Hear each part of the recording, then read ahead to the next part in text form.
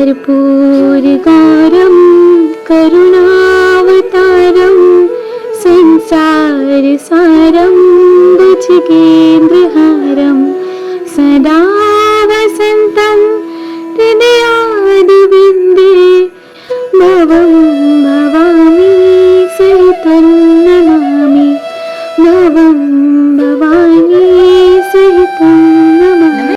नमस्कार, राधे राधे दोस्तों, एक बार फिर से आप सभी का स्वागत है आपके अपने चैनल राज लक्ष्मी पर।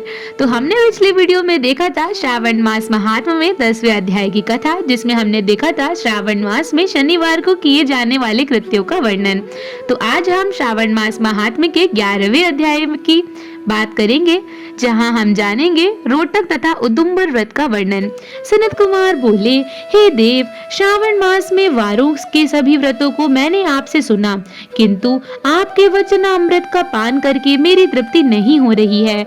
हे प्रभु, श्रावण के समान अन्य कोई भी मास नहीं है, ऐसा मुझे प्रतीत होता है, अतः आप तिथियों का महात्म्य बताइए। ईश्वर बोले, हे सनत कुमार, मासों में कार्तिक मास श्रेष्ठ है, उससे भी श्रेष्ठ माघ कहा गया है, उस माघ से भी श्रेष्ठ वैशाख है, और उसमें भी श्रेष्ठ मार्ग शीर्ष है, जो श्री हरि को अत्यंत प्रिय है। विष्णु रूप भगवान से उत्पन्न होने से ये चारों मास मुझे प्रिय हैं, किंतु 12 महीनों में श्रावण तो साक्षात शिव का रूप है। हे सनत कुमार, श्रावण मास में सभी तिथियां व्रत युक्त हैं, फिर भी मैं उनमें प्रधान रूप से कुछ उत्तम तिथियों को आपको बता रहा हूँ। सर्वप्रथम मैं तिथि तथा वार से मिश्रित व्रत आपको बताता हूँ। श्रावण मास में जब प्रतिपदा तिथि में सोमवार हो तो उस महीने में 5 सोमवार पड़ते हैं। उस श्रावण मास में मनुष्यों को रोटक नामक व्रत करना चाहिए। यह रोटक नामक व्रत 3.5 महीने का भी होता है। यह लक्ष्मी की वृद्धि करने वाला तथा सभी मनोरथों की सिद्धि करने वाला है। हे मुने, मैं उसका विधान बताऊंगा, आप सावधान होकर सुनिए। श्रावण मास के शुक्ल पक्ष में प्रतिपदा तिथि को जब सोमवार हो तब विद्वान प्रातः काल ये संकल्प करें, मैं आज से आरंभ करके रोटक व्रत करूंगा। हे सुरश्रेष्ठ, हे जगत गुरु, मुझ पर कृपा कीजिए। उसके बाद अखंडित बिल्व पत्रों, तुलसी दलों, नीलोत्पल कमल पुष्पों, कहलार पुष्पों, चंपा तथा मालती के पुष्पों, गोविंद पुष्पों, आंख के पुष्पों, इस ऋतु तथा काल में होने वाले नानाविध अन्य सुंदर पुष्पों, धूप दीप नैवेद्य तथा नाना प्रकार के फलों से शूलधारी महादेव की प्रतिदिन पूजा करनी चाहिए। विशेष रूप से रोटकों का प्रधान नैवेद्य अर्पित करना चाहिए। पुरुषों के आहार प्रणाम के समान 5 रोटक बनाने चाहिए। बुद्धिमान को चाहिए कि उनमें से 2 रोटक ब्राह्मणों को दे दें, 2 रोटक का स्वयं भोजन करें और 1 रोटक देवता को नैवेद्य के रूप में अर्पित करें।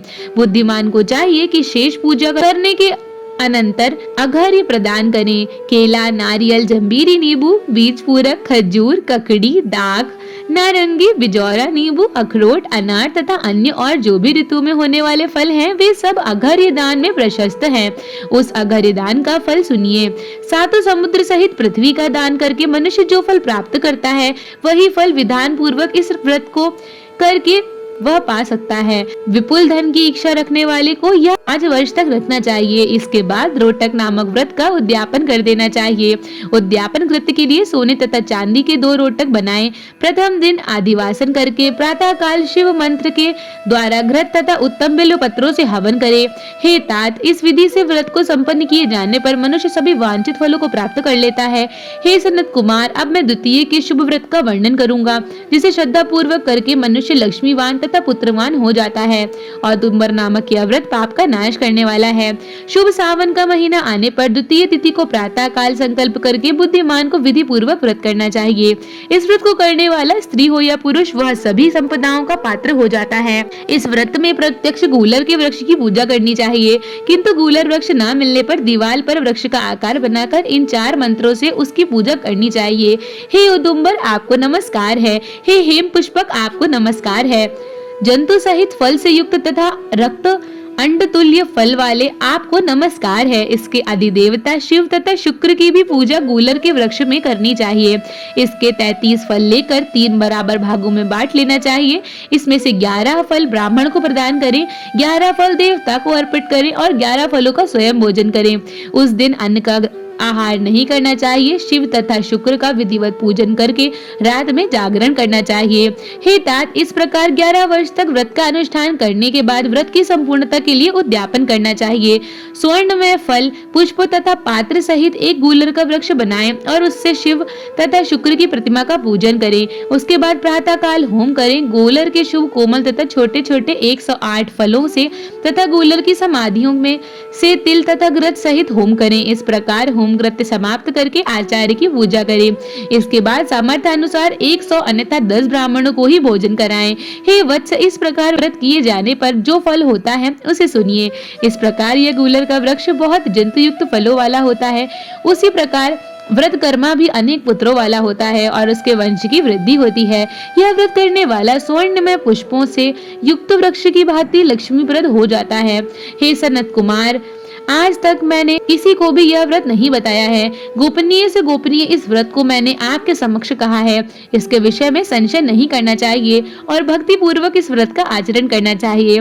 इस प्रकार श्री स्कंद पुराण के अंतर्गत ईश्वर सनत कुमार संवाद में श्रावण मास महात्म्य में प्रतिपद रोटक व्रत द्वितीय उदुम्बर व्रत कथन नामक 11वां अध्याय पूर्ण हुआ। तो दोस्तों, अगर आपको हमारी वीडियो अच्छी लगी हो तो इसे लाइक करें, शेयर करें और चैनल को सब्सक्राइब करना ना भूलें और कमेंट बॉक्स में जय महादेव अवश्य लिखें। हमारे वीडियो पर अंत तक बने रहने के लिए आप सभी का बहुत बहुत धन्यवाद।